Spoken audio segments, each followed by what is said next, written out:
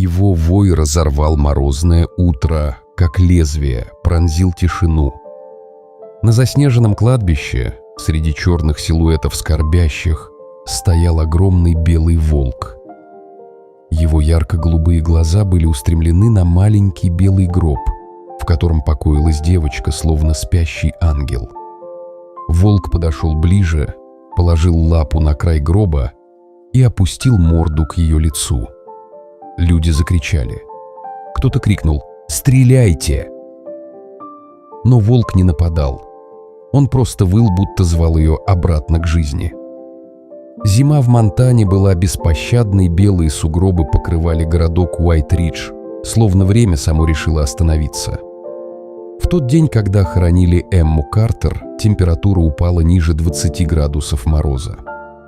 Небо было серым, воздух тяжелым, и даже ветер звучал как молитва. Эмме было всего 6 лет. У нее были светлые волосы и глаза цвета утреннего неба. Ее отец, капитан Джеймс Картер, погиб в Афганистане, спасая свой отряд. Мать умерла в автокатастрофе. С тех пор девочка жила с дядей Маркусом и тетей Линдой, людьми, которых нельзя было назвать добрыми, но они были ее единственной семьей. Маркус был фермером. Когда-то его семья владела большим участком земли, но теперь долг банку висел над ним, как петля Линда, холодная и расчетливая женщина, напоминала зиму, в которой они жили, красивая снаружи, но внутри ледяная. Они все чаще ссорились из-за денег, и только Эмма оставалась лучом тепла в их доме. Каждый день она выходила к опушке леса и оставляла там кусочки хлеба, яблоки, иногда печенье. Она говорила, что кормит белого ангела. Линда смеялась над этим, но Маркус однажды видел в тумане между деревьями огромную белую тень, наблюдавшую за девочкой. С того дня волк появлялся все чаще, держась на расстоянии нескольких метров. Достаточно близко, чтобы Эмма знала, он рядом. Они долго смотрели друг на друга молча, будто между ними существовала связь, понятная только им. Когда девочка внезапно заболела, слабость, бледность, боль в груди, волк снова появился. Он стоял у ее окна по ночам и выл не угрожающе, а жалобно, как будто знал то, чего люди не хотели замечать. Октябрь стал месяцем беды. Однажды утром, когда Маркус открыл письмо из банка, руки у него задрожали. Это было окончательное уведомление о взыскании долга, черные буквы сливались перед глазами. Земля, на которой он вырос, 5 поколений семьи Картер, уходила из его рук. Линда поставила чашку кофе на стол и ровно сказала: «Мы теряем все, Маркус». Он молча кивнул. В груди рос страх. В ту же минуту зазвонил телефон. Это была доктор Хелен Морган. Ее голос был напряженным. «Да, нужно, чтобы вы приехали. Это касается Тайлера, сына Маркуса, 7-летнего мальчика с доверчивыми глазами». В приемной ребенок болтал ногами. Доктор говорила тихо, но каждое слово падало как камень. Его анализы плохие, уровень ферментов печени повышен. «Я боюсь, ему может понадобиться пересадка», — сказала она. Маркус не понял сразу. Он переспросил, сколько это стоит. «Около 280 тысяч», — ответила доктор, сложив в уме суммы. «Долг банку, лечение сына». Он почувствовал, как земля уходит из-под ног. Почти 500 000. Невозможно. Вечером Маркус сидел в амбаре, бутылка виски была наполовину пуста.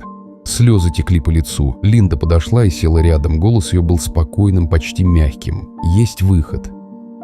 «Что Эмма переспросил он, подняв глаза. «Твой брат оставил ей 850 тысяч. Если она умрет до совершеннолетия, все перейдет нам». Он вскочил, опрокинул бутылку. «И ты с ума сошла, это же дочь Джеймса. Он спас мне жизнь. А теперь ты можешь спасти жизнь своему сыну, Курит», — холодно сказала Линда. «Сделай выбор». Ночью Маркус не спал. Он стоял у двери комнаты Эммы и смотрел, как она спит, обнимая старого плюшевого медведя. На тумбочке лежал рисунок, мама, папа и белый волк рядом. Он почти решил отказаться. Почти. Но когда на следующий день Тайлер снова закашлялся, все рухнуло. В голове звучал один голос Линды: «Выбери, кто должен жить». Через неделю Маркус встретился с доктором Морган в кафе за пределами города. Женщина выглядела усталой, ее руки дрожали. «Вы просите меня убить ребенка», — сказала она. «Нет», — прошептал он, — «я прошу спасти моего сына». Доктор долго молчала, потом достала конверт с рецептами, поддельными бумагами, медицинскими записями. «У меня свои причины, Маркус», — сказала она. «Твой брат был командиром моего сына в Афганистане. Он выбрал, спас двоих, а мой мальчик умер. Я ненавидела его 3 года, но теперь я помогу». Они разработали план. Малые дозы сердечного лекарства, которые будут маскировать как витамины. Затем естественная остановка сердца. Все выглядело правдоподобно. Смерть от врожденного порока. Быстрое захоронение. И никто не заподозрит. Той ночью Маркус долго стоял под снегом, глядя в сторону леса. Там, на границе тьмы, сверкнули 2 голубых огонька. Волчьи глаза. Волк наблюдал, и Маркус, не понимая почему, почувствовал стыд, словно кто-то уже знал его тайну. Первая доза была почти незаметной. Малая белая таблетка растворилась в апельсиновом соке, и Эмма, ничего не подозревая, выпила его, как каждое утро улыбнулась дяде, поцеловала его в щеку и побежала к школьному автобусу. Маркус стоял у окна, сжимая стакан, и чувствовал, как что-то внутри него ломается. Через 3 дня девочка стала выглядеть уставшей. Ее походка стала медленнее, под глазами появились темные круги. «Тебе нехорошо, Га?» — спросила учительница. «Просто немного кружится голова», — тихо ответила Эмма.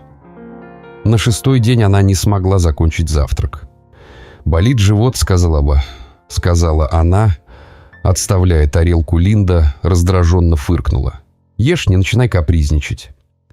Маркус не выдержал и вышел из дома. Пошел в амбар и пил до тех пор, пока руки перестали дрожать. В лесу, где снег лежал густыми слоями, белый волк, тот самый, которого Эмма называла своим ангелом, кружил вдоль опушки. Он чувствовал ее запах. Что-то изменилось. Теперь в этом запахе была горечь, чужая, металлическая боль. Волк выл, пытаясь предупредить, но никто не слушал. На 10-й день Эмма упала в школе прямо посреди урока. Учительница закричала, дети отпрянули. Ее доставили в больницу, доктор Морган уже ждала. Маркус стоял в коридоре, прижимая руки к лицу. «Ее сердце слабее обычного», — сказала доктор Као. «Похоже, врожденный дефект. Это не твоя вина». Девочка провела 2 дня под капельницей. Ей снились волки, снег, отец в военной форме. Она бредила и звала своего белого ангела. На 3-ю ночь ее отпустили домой на короткий отдых. Доктор дала последние таблетки. Маркус готовил молоко. Его руки дрожали, слезы мешали видеть. «Просто сделай это», — сказала Линда ради Тайлера. Он вошел в комнату. Эмма сидела на кровати и рисовала. На листе был волк и мальчик, бегущий по снегу. «Вот, милая», — сказал он, протягивая стакан. «Доктор сказала, это поможет тебе уснуть». Она посмотрела на него серьезно, по-взрослому. «Дядя Маркус, а почему ты все время грустный?» — спросила Эмма. «Просто устал вам», — выдавил он.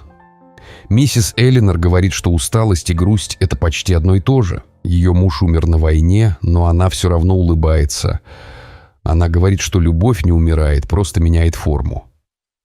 Маркус не выдержал, поцеловал девушку в лоб и вышел. Не дожидаясь, пока она допьет, в груди все сжалось. В голове звучали слова брата: «Я вытащу тебя, Маркус, держись». Через полчаса Эмма позвала: «Дядя, мне страшно, болит». Он бросился в комнату. Девочка задыхалась, глаза стекленели. «Не бойся, малышка, все хорошо», — он плакал, держась ее на руках. «Позови белого ангела, скажи, я скучаю», — прошептала она. Когда врачи зафиксировали смерть, Маркус опустился на пол. Мир рухнул. В лесу волк поднял голову и выл. Его вой был настолько долгим и пронзительным, что весь город проснулся. Старушка Элинер, соседка Картеров, услышала этот вой и заплакала. Она знала, что все кончилось, но в ее сердце горело еще кое-что – ужас и вина. За 3 ночи до смерти Эммы она видела в окно, как Маркус что-то подмешивал в молоко. Она видела, как он плакал потом, но промолчала из страха, боялась, что он сожжет ее дом. Теперь этот страх казался ничтожным перед случившимся. Похороны назначили через 3 дня. Маркус настоял: «Быстро, так надо». Она заслужила покой. Никто не знал, что девочка была еще жива. Ее сердце слабо, но билось. И единственный в мире, кто это почувствовал, стоял в тени деревьев с ярко-голубыми глазами, полными боли. Снег ложился густо и тихо, будто само небо хотело скрыть то, что должно было произойти. Над кладбищем стоял белый шатер. Под ним собрались несколько десятков людей в черном, мороз кусал щеки, дыхание вырывалось паром. В центре стоял маленький белый гроб, обтянутый флагом с золотыми ручками и розовым бантом. На пластине Эмма Раус Картер, 6 лет. Маркус стоял рядом с Линдой, мертвой изнутри. Он слышал голос пастора и видел, как слезы застывают на ресницах, но ничего не чувствовал. Все, ради чего он это сделал, казалось теперь ничтожным. Тайлер, ради которого он пошел на убийство, даже не приехал на похороны. Линда сказала, что так будет лучше. Пастор поднял Библию. «Господи, прими эту чистую душу в свои руки». Но прежде чем он успел закончить, случилось то, чего никто не ожидал. Из леса, словно из самого снега, вылетела белая тень. Сначала кто-то подумал, что это собака, но когда зверь приблизился, люди закричали: «Гу! Огромный волк белоснежный, с глазами цвета льда!» Он пронесся сквозь толпу, снежная пыль взвилась вокруг. Кто-то крикнул: «Стреляйте!» Но никто не посмел. Волк подбежал к гробу, встал на задние лапы и положил передние на крышку. Его когти царапнули белое дерево, оставив глубокие следы. Он выл протяжно и пронзительно, так что у всех сжалось сердце. «Что он делает, брошу?» – прошептал кто-то. Волк опустил голову и прижался мордой к крышке прямо над грудью девочки. Его тело дрожало, дыхание было тяжелым, казалось, он слушает. Затем волк поднял взгляд и посмотрел прямо на Маркуса. В этих глазах было все – осуждение, боль, знание. Маркус отшатнулся. «Уберите его!» – закричу. «Пщупу!» – закричал он. «Иса!» Это бешеное животное. Но старая миссис Элинер шагнула вперед, ее голос, хриплый, но сильный, прорезал шум толпы. «Не трогайте его, он не нападает, он пытается что-то сказать». Шериф Том Брэдли положил руку на кобуру, но не достал оружия. «Это дикий зверь», — сказал кто-то. «Это не зверь», — перебила миссис Элинер. «Это хранитель». Волк посмотрел на шерифа, потом снова на гроб. Аккуратно он ухватил зубами край флага и стянул его, открывая крышку. Люди ахнули. Он сел и посмотрел прямо на мужчину в толпе. Того, кто приехал из Техаса, бывшего морпеха Дэвида Рейнольдса. «Он показывает на крышку. Он хочет, чтобы мы открыли гроб», — прошептал Дэвид. «Это безумие!» — закричала Линда. «Не смейте!» Но миссис Элинер шагнула к гробу. Глаза ее блестели от слез, и она сказала: «Откройте гроб, или я скажу всем, что видела 3 ночи назад, как Маркус что-то подмешивал в молоко». Толпа замерла. Маркус побледнел. «Что ты несешь, старая ведьма Мабрюфу?» – зашипел он. «Я видела, как ты подмешивал что-то в молоко. Я молчала, потому что боялась. Но я не буду молчать больше. Откройте гроб». Шериф кивнул Давиду. «Помоги мне, Кхбад», — сказал он. Они подошли к белому ящику. Металл защелок звякнул, когда откинули крышку. Несколько секунд стояла гнетущая тишина, а потом кто-то вскрикнул, медсестра из толпы подбежала и приложила пальцы к шее ребенка. «Боже, у нее пульс!» — вскрикнула она. Все смешалось: крики, молитвы, шок. Маркус попытался убежать, но мужчины из толпы схватили его. Линда осталась стоять, словно статуя. Шериф отдал приказ арестовать их обоих. И доктора Морган тоже. Эмму вытащили из гроба. Она была холодна, как лед, но ее грудь еле заметно поднималась. Волк подошел и положил морду ей на руку. Тихо, жалобно заскулил. «Дышит», — прошептала медсестра. Девочка едва открыла глаза на секунду. С губ ее сорвалось тихое, почти неслышное: «Ангел». Волк коснулся ее щеки языком, и впервые за все это время его хвост слегка вздрогнул. Люди плакали, кто-то крестился, кто-то снимал шляпу. Когда приехала скорая, шериф сказал врачам: «Пусть волк поедет с ней». Он спас ее, и под вой сирен среди падающего снега маленькое сердце снова зашлось. Волк не отходил от носилок. Когда Эмму выносили с кладбища, его белоснежная шерсть сияла под фарами, будто светилась изнутри. Врачи хотели отогнать его, но та самая медсестра, что первой проверила пульс, твердо сказала: «Пусть идет с ней, этот волк спас ее жизнь». В больнице у Уайт-Риджа врачи боролись за девочку 6 часов. Ее сердце едва билось, температура тела опустилась до 3,94, диагноз был однозначен – сильное отравление. Токсикологический отчет подтвердил смертельную дозу сердечного препарата. Шериф Брэдли понял – это было убийство. Маркус и Линда находились в разных комнатах полицейского участка. Он сломался первым. «Я не хотел», – плакал он. Ради сына, ради Тайлера, шериф спросил о докторе Морган. Маркус рассказал все. Как встречался с ней, как они подделывали анализы, как придумали естественную смерть. Когда ему сообщили, что Линда все это спланировала заранее и даже подделала диагноз сына, чтобы сделать мужа послушным, он просто опустил голову и захрипел. «Значит, она отравила и собственного сына», – прошептал он. Суд шел недолго. В стране и за ее пределами пристально следили за делом белого волка из Монтаны. Линда Картер получила 25 лет лишения свободы без права на досрочное освобождение. Доктор Хелен Морган получила 15 лет и лишения медицинской лицензии. Ей также предстоит суд за умышленное убийство.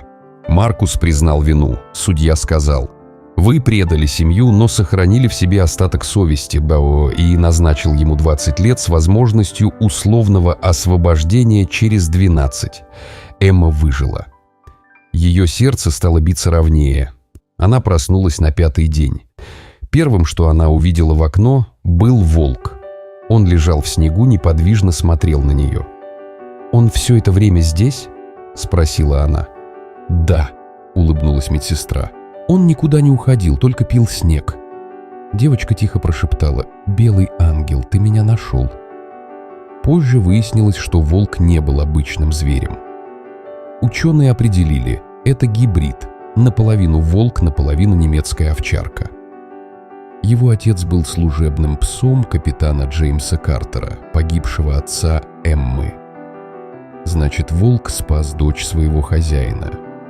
Эта история облетела весь мир. Люди со многих стран писали письма и отправляли деньги на лечение, но Эмма просила лишь одно: «Позвольте белому ангелу остаться со мной». Прошло несколько месяцев. Весна растопила снег и вместе с ним унесла часть боли, пережитой городом. Эмма теперь жила у семьи Рейнольдсов. Тех, кто помог ей в тот день на кладбище. Дом стоял на окраине среди сосен, и на крыльце всегда лежал белый волк. Его глаза стали чуть тусклее, но он по-прежнему сторожил свой мир. Эмма называла его просто «ангел». Она больше не боялась ночных снов, иногда просыпалась и видела, как он спит у двери. Рядом с ней теперь жил и Тайлер, ее двоюродный брат Суд, разрешил им быть вместе. 2 ребенка, пережившие ад, снова учились смеяться. Иногда Эмма подходила к волку, гладила его по шее и шептала: Папа бы тобой гордился, ты ведь его сын, правда? Ученые подтвердили. Отец волка Рекс был служебным псом капитана Картера. Та же порода, тот же взгляд. Эмма верила, что душа ее отца нашла способ остаться рядом через верного друга. В конце лета волк тихо ушел в лес. Эмма долго стояла у окна и наблюдала, как белая тень растворяется между сосенами. Она не плакала, просто улыбнулась и прошептала «Спасибо». Теперь каждое утро, когда солнце вставало над горами, она выходила на крыльцо, клала на снег кусочек хлеба и шептала молитву о тех, кто однажды выбрал свет, даже пройдя через тьму.